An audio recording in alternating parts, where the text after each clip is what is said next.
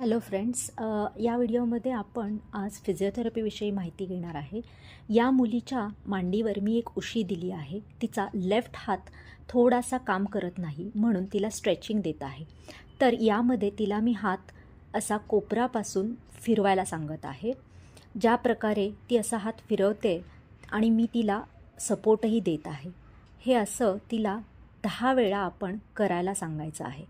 हे अशा पद्धतीने आकाशाकडे तिचा हात करायचा आहे.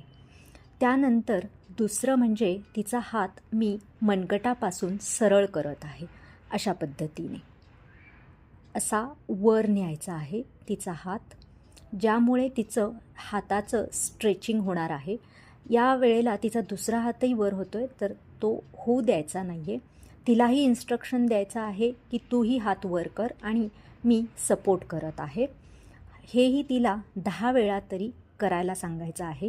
त्यामुळे मग तो हात सरळ होण्यास किंवा हलका होण्यास मदत होणार आहे. ही लेफ्ट हेमिपॅरेसिसची मुलगी आहे, ज्यामुळे तिचा हात फिरत नाही लवकर.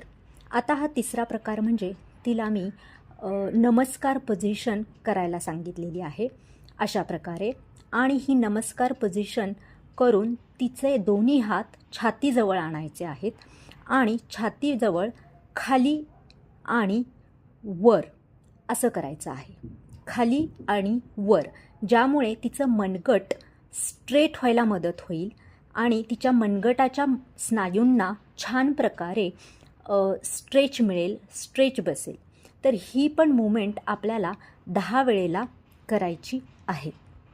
त्यानंतर तिला आता मी जो तिचा डावा हात आहे, जो काम करत नाही, तो खाली ठेवायला सांगितलेला आहे, जेणेकरून त्या हातावरती पूर्णपणे वजन घेऊ शकेल आणि त्यामुळे तो हात स्ट्रेच होईल.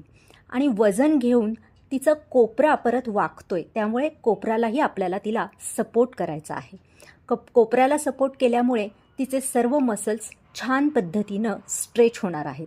आणि जो हात चांगला आहे, उजवा आहे, त्या हातानं मी तिला टाळी द्यायला सांगते, ज्याला आपण रीच आऊट म्हणू शकतो, आणि ज्यामुळे ती तिच्या लेफ्ट साईडला वजन घेऊ शकते.